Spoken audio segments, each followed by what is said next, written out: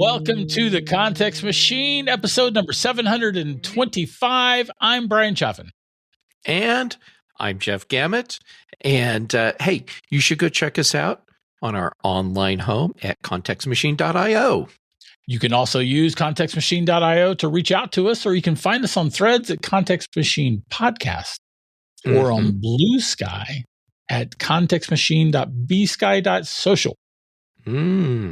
Also, exciting news. Our sponsor today is MacBook. Oh, that is exciting news. We're going to tell you more about them later in the show.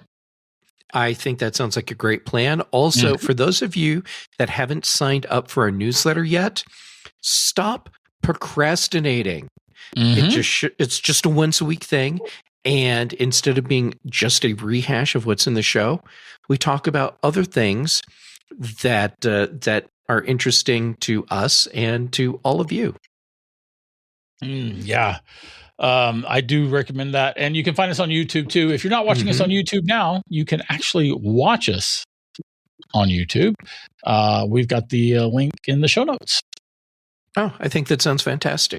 Yeah, I think we've got all our bases covered. By the way, nice mug, Bryan. Oh, thank you. Oh, this one? Yeah. Yeah. I hear everything tastes better in a Context Machine mug. Yeah. Contextmachine.io/merch. Yeah, that's true. It does. All right. So today we've got two topics indirectly brought to us by your recent trip to the Black Hat Conference in Vegas. Okay. So what I just heard is I'm so glad that I could milk Jeff for information. We'll turn that into a show. That's true. I mean, that's fair. Yeah. Yeah. That's must be Wednesday. I'm looking. Yep. Must be Wednesday. All right. So I kind of had a surprise experience for myself at Black Hat, which is why I wasn't here last week.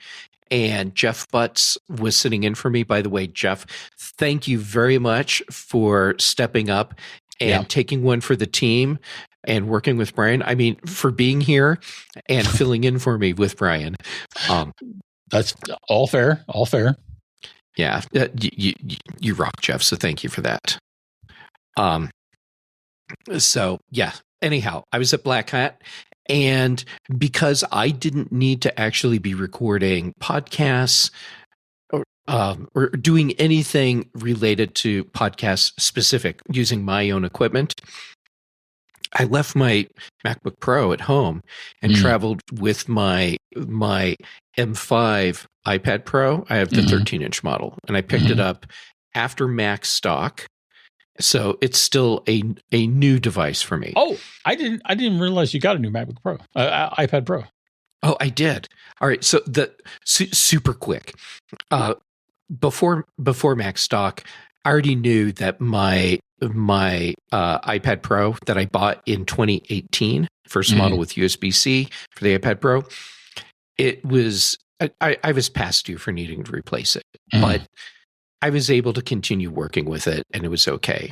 But it became obvious to me during Mac stock that I really, really needed to replace it. So when I got back, I did. And now I have the M5 MacBook Pro 13-inch.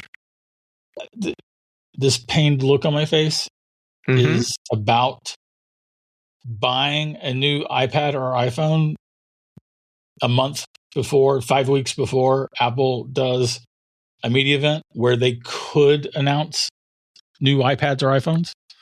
Well, they will announce new iPhones. You notice I didn't buy one of those. I do not expect a MacBook, or excuse me, an iPad Pro announcement to come along with the iPhone announcement. They have done some iPad announcements in the fall, though. Oh, that's true.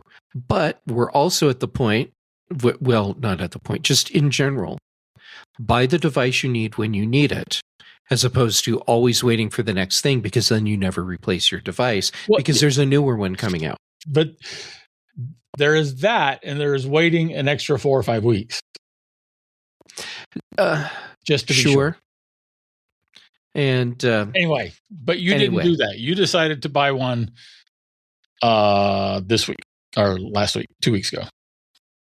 So it's new. Oh, it's been a month ago because I bought it right after MacStock.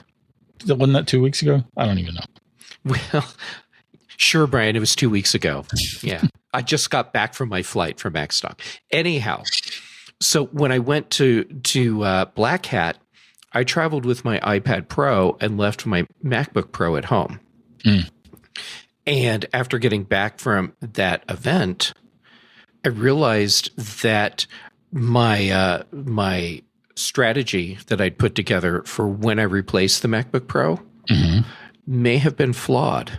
Okay, well, tell us about that strategy first. Where were you? So that strategy was when I replace my MacBook Pro, whenever that is, I'm going to replace it with two computers. A Mac Mini for my desk setup, and then a MacBook Neo for my portable computer. Because I won't need to be doing podcast recording with my own equipment when I'm out and about and on the go. Fair enough.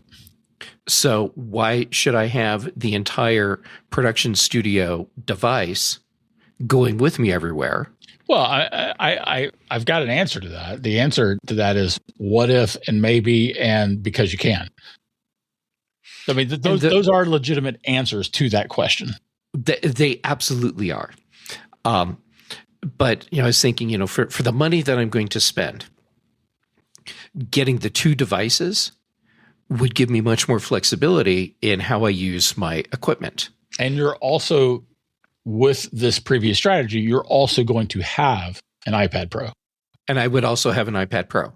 That is filling a different niche in your head at that time. At that time, yes. Yeah.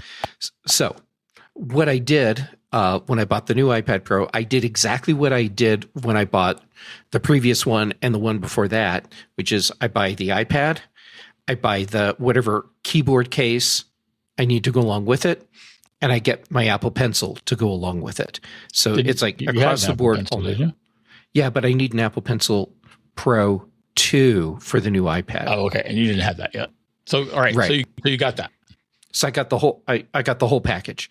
Traveled with that to Black Hat, and all of the work that I needed to do at Black Hat, and traveling out there, traveling back, worked so well on the iPad Pro that by the time I got back, I was questioning when I replace the MacBook Pro, whenever that is, if I need to buy two computers. I think what I need to do is replace the MacBook Pro with a souped up Mac Mini and just call it good. And the iPad Pro is now my portable computer instead of a MacBook as a portable computer. That's interesting. So it's a pretty major shift. It's a huge shift because up until now, the iPad has been a secondary device for me. And the iPad is, I think even more so for you than for me, has largely been a device of convenience. Yeah, a device of convenience, but also an art tool. An art tool, sure. And now I'm looking at it like, no, this is actually a viable alternative to a laptop for me. Mm-hmm. And I'm thinking that in a couple months when we have iPad OS 27, that it will be even more so a legit replacement for a laptop for me. Fantastic. That's super interesting. I was not expecting this. Right. Yeah. Right. And so you I know what you're doing at a conference because, I've done conferences with you. And, and I mean, we've both done conferences in a jillion conferences in the past. And many of them together. And many of them together. But that's irrelevant. Why don't you tell our listeners and watchers everything that you did during this trip from a professional production standpoint? Okay. So started with needing to write content. Okay. And articles. like articles. Okay. And with the keyboard, I can type instead of having to touch on screen for that. The built-in trackpad in Apple's keyboard case, it like immediately that completely shifted how I approached working with whatever app I was using. Because now, instead of reaching up and tapping, I'm using the trackpad. And it kind of reinforced to me the idea that Apple shipping a MacBook with a with a touchscreen doesn't make a lot of sense, because as soon as I could switch to using a trackpad on the iPad, if I wasn't doing something that directly required touchscreen stuff, I just used the trackpad, and it was great. Okay, so lots of writing. So you took your trackpad with you, or does the keyboard have? No, it's built into the keyboard. Apple's keyboard case has the trackpad built in now. I didn't realize that. And it's a backlit keyboard now too. Cool. And it has a USB port on the side of the keyboard, so I can plug in and charge from the keyboard USB port while I have, say, an external drive plugged in to the USB port on the iPad proper. So did you not find yourself ever reaching towards the screen to tap stuff? No, not really. I mean, occasionally I would, but it's because it was when I was reaching for the screen to do something, it was because it was a touch specific element. Okay. Yeah. So did you have to do that? That's what I'm asking. Yeah, I did. Okay, that's interesting. But it wasn't something I was doing very often. Yeah, I'm your thing about shipping a MacBook without a touch sensitive screen doesn't make sense.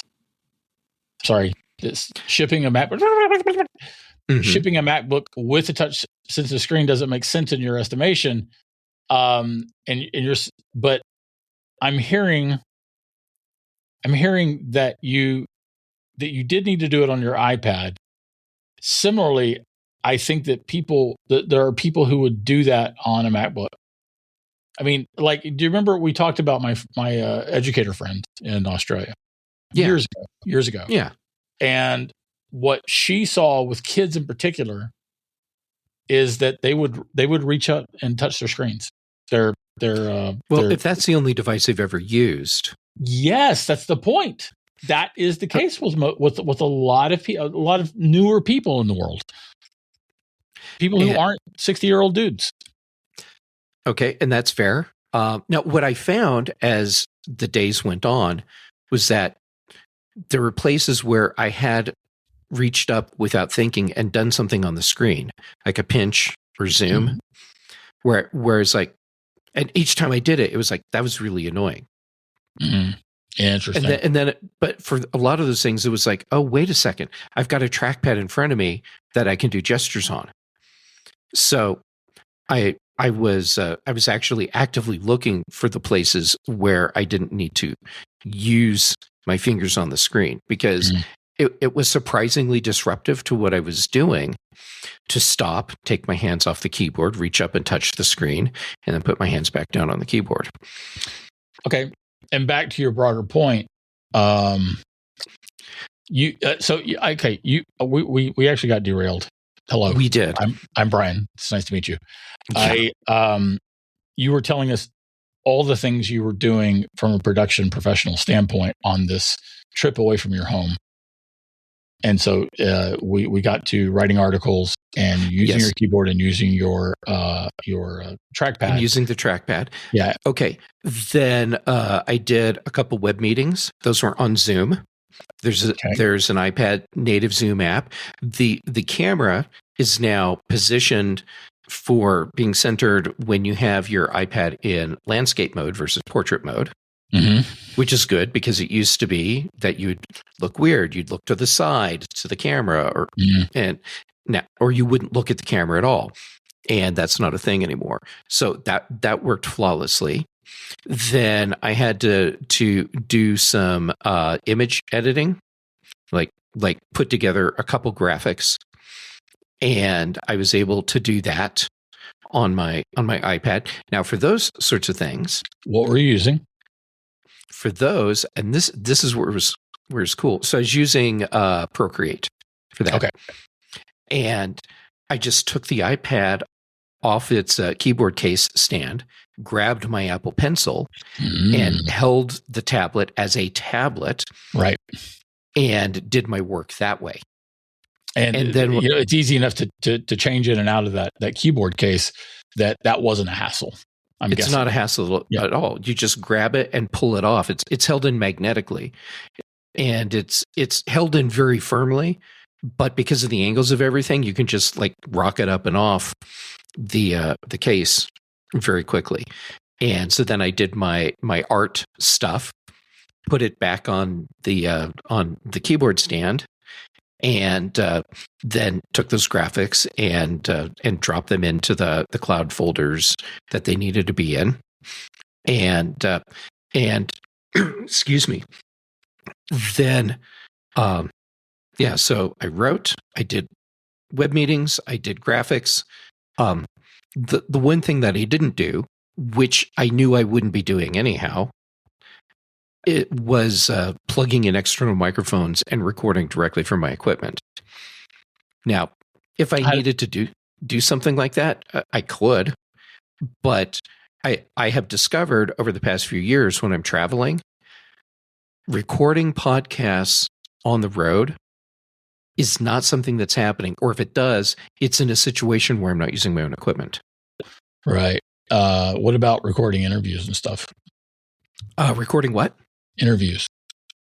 Did you do any video interviews with anyone? Oh, yeah. I did a whole series of video interviews for Dark Reader magazine, but that was all with their equipment. So they had a professional film crew there. Oh, cool. And my job was to get mic'd up and conduct the interviews. Okay, so you didn't do any interviews on your own? No, okay. But if I had, I would have done those with my iPhone, and then I would have taken the content, dropped it onto my iPad, where I would have used, if it was a video interview, presumably it would have been, I would have used LumaFusion. That's my video editor of choice. Anyhow, it's an iPad app. Got it. All right. Well, so you are. This is a significant change, not only from a practical mechanical standpoint, but from an expense standpoint too. Yes, because I'm cutting the cost of a MacBook Neo out of my future purchase plans. You're cutting the price of a MacBook Pro down to a Mini. That's true. Yeah. And that's a significant cost difference. Even if you're going to get more RAM or more storage, or a beefier processor on that Mini, that's significantly less than a good MacBook Pro. That's true. Yeah. Now, granted, to get a 13-inch iPad Pro with Apple's keyboard case, a new Apple Pencil, and I got the 512 gig storage. That's with taxes. I mean, you're pushing $1,300. So you're talking about laptop costs right there. But considering that this now becomes the laptop replacement, I won't be buying two computers at my next purchase. It's also one less device to manage. One less device to manage. One less device to have to worry about updates and making sure you've got all the apps that you need and it's this greatly simplifies your tech life in a way that feels like it's not compromising anything. And yes, I agree. Yeah. I also get longer battery life than I would on a Neo. I have a significantly more powerful processor. I have more flexibility overall in how I use the device because I can use it as a laptop or I can use it as a graphics tablet because I have all of the features. Yeah, right. And that's pretty cool, man. It's a nicer display too than the Neo, which is not to bag on the Neo. It's just you have that nice old. I believe it's an OLED display on the iPad Pro. Yeah, All right. Well, congratulations for finding that out. And Sure thing. And I look forward to you moving over to the Mac Mini. And are you going to sell your Pro, by the way, your MacBook Pro? When I decide it's time to replace it, then I'll sell the MacBook Pro. And it's an M2 MacBook Pro. And even though we're up to the M5s right now, it works so well, I can't justify replacing this computer. Yeah, right. Fair enough. But I'll be able to get a lot more computer for less money when I replace this and get a Mini. All right. How about you tell us about MacPaw? Oh my gosh, I would actually love to tell you about MacPaw. Mm-hmm. Yeah. So here's the deal. MacPaw, they make Clean My Mac, which is super useful for your Mac because it does exactly what it says, but it does so much more. And they have a new feature that a lot of people aren't aware of called My Activity. And what My Activity does is it shows you how much space is being used on your drive, but then how much you're reclaiming over time, and then basically what it's doing is it's letting you know how much time you're saving by not having to do all of these maintenance things yourself. So you actually have a quantitative tool to let you keep track of all the stuff you would otherwise be doing, but Clean My Mac is taking care of for you. And here's the thing a lot of people don't know about. They also have their own anti-malware tool called Moonlock. So if you need to protect your Mac from malware and you're already using Clean My Mac, you have the tools you need right there. So here's what you need to do. You really need to get on to Clean My Mac. So get tidy today. Try 7 days free using our code, which is Context Machine, all uppercase letters. Context Machine, that's going to get you 20% off. And to get that discount, you need to go to our special link. And that URL, it also lets them know that you heard about us or about their products here. And that's important for us and for them. So cleanmy, CLNMY.com/context machine. And don't forget to do context machine in all uppercase letters, CLNMY.com/context machine to get that 7 days free and your 20% off. And thank you to Clean My Mac for being our sponsor.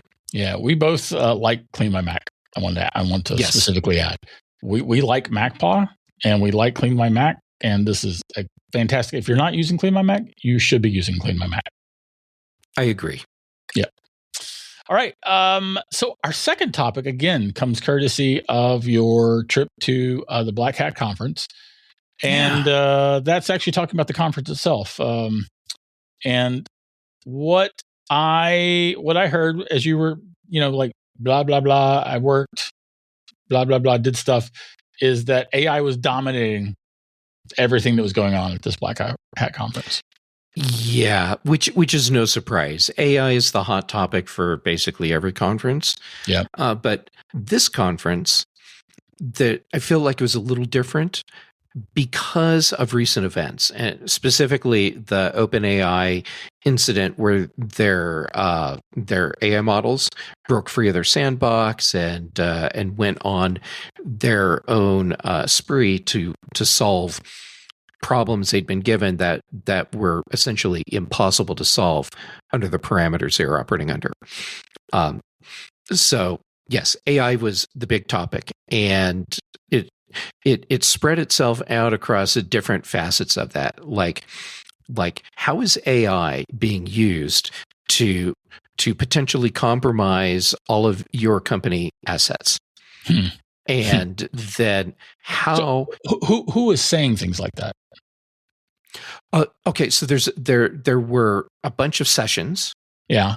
About security. At Black Hat, this security conference, it really focuses more at the business level and the corporate level, because the people that are there, they're there because they make the tools that protect companies, or they're companies that are looking for the tools they need to protect themselves. So are we talking about corporate shills? Are we talking about corporate mouthpieces? I'm sure there's some of that there because, hey, it's a conference, but not really. What you're seeing are the companies that provide the services. They're there on the expo floor, and there's a big expo floor that goes along with Black Hat. Then you have industry experts that are talking about the issues, the trends, the solutions, where the problems really are, and what's been going on with recent or past events, how that plays into what's happening now. Because the Black Hat conference used to be like a lot of independent researchers. Well, and that's still there, but a lot of that also happens at DEF CON. Yeah, that's true. And as a matter of fact, you will actually get the same speakers at Black Hat and DEF CON. Sure. And what I was told is that you'll have a speaker at Black Hat and they'll give you a presentation. And then they give the same presentation at, or the same topic at DEF CON, but they're approaching it from different perspectives. Mm. So you can have the same presenter and get a much broader perspective on a specific topic if you happen to go to both conferences and see their presentations at both. Yeah, that makes sense. All right, so that's who's presenting this, and then I interrupted you again. Hi, I'm Bryan. Hey, Bryan. You were talking to us about what they were actually saying. Yeah. So one of the big topics, of course, was the OpenAI incident. Yeah. And there was... We talked about that 2 weeks ago.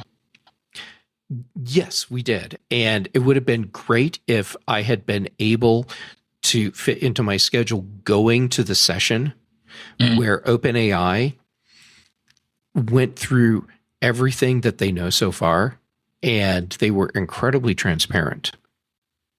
And the detail that they offered about the incident and what happened, what they learned, and what they're doing now, they were so open and transparent that even though there were significant parts of the presentation, I've been told, that were very negative towards their own company, they still presented the information. They let people know where they failed.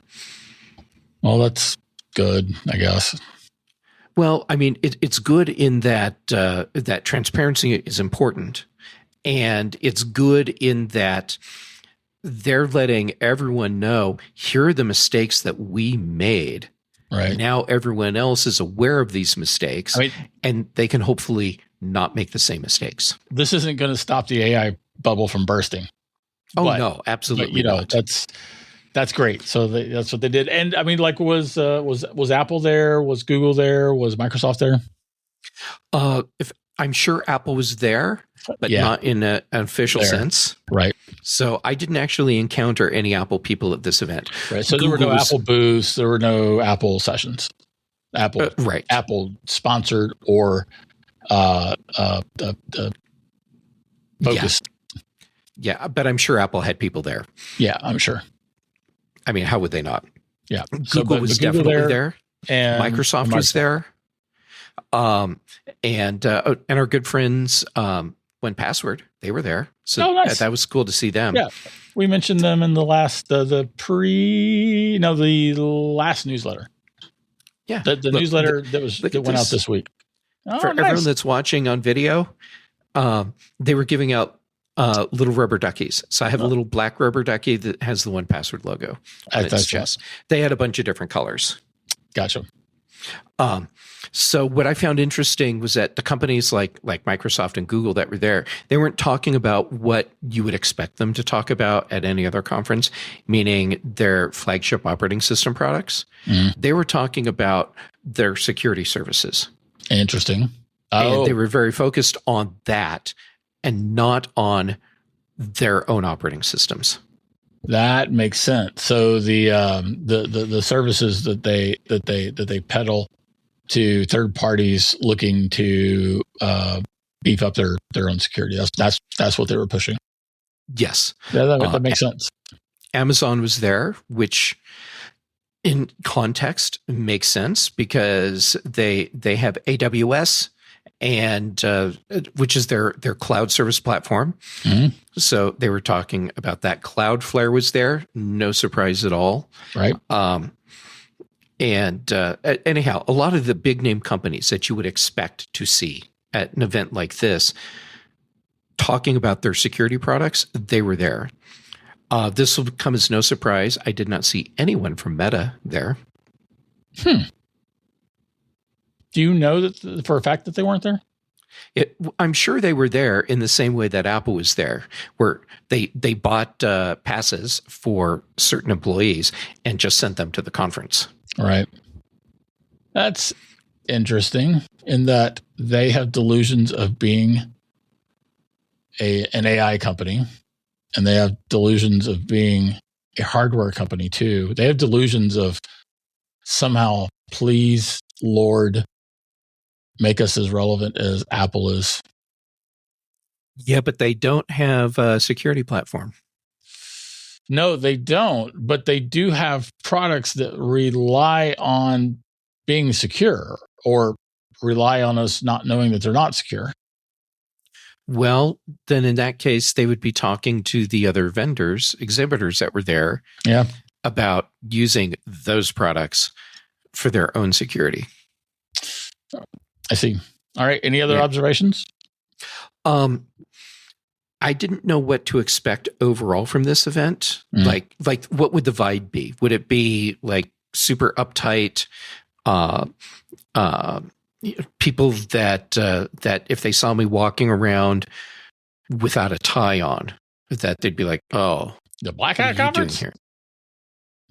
And okay, and your reaction totally makes sense because everyone thinks Black Hat and DEF CON are the same thing. And they are definitely not. Black Hat is a conference for the corporate world. DEF CON is a conference for the people that are like deep into the technical stuff about security and hacking. So did you get any slanty, sketchy looks for not wearing a tie? I did not. Okay. It was a really nice casual mix. There were people. Thus, my face being appropriate. But go ahead, please. Yeah, very, very well done. Yeah. No, there are people walking around in their what I call corporate casual. Their sport coats and khakis and their button-up shirts that don't have the top button done.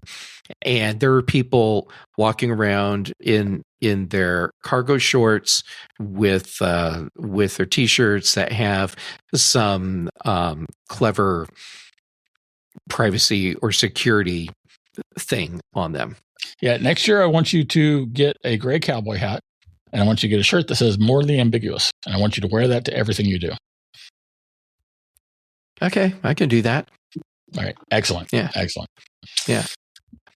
All right, okay. Jeff. Before we move on, though, here's my advice for people that want to go to Black Hat. Yeah. Plan the time and the budget to go to Black Hat and DEF CON. They overlap. The tail end of Black Hat and the lead end of DEF CON. They overlap. That makes sense. So go so that you can experience both events. And I didn't get to go to DEF CON, but I rode on my flight out with some people that were going to DEF CON, and I did talk to quite a few people at Black Hat that do both, and they were telling me what the experience is like. And yeah, you want to do both. And then as a bonus, Star Trek Las Vegas lands in the middle of both of those. So I got to connect for a couple hours with our good friend Ken Ray from macOS Ken. Oh, very good. He was there for Star Trek, of course. He was there for Star Trek, and it was super cool to get to hang out with Ken. Hi, Ken. Yeah, Ken's great. All right, Jeff, I think we have a show. Do you agree? I agree. I think you should hit buttons. All right. That's this week's Context Machine. I did it right. If you have anything to comment on, add or question, you can write us at podcast@contextmachine.io.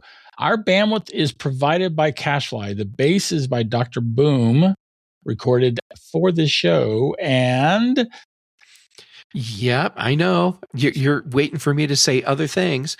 And the first thing I'm going to say is, Bryan, I am so proud of you for hitting the right buttons and saying the right show name. Yay me! I'm all grown up.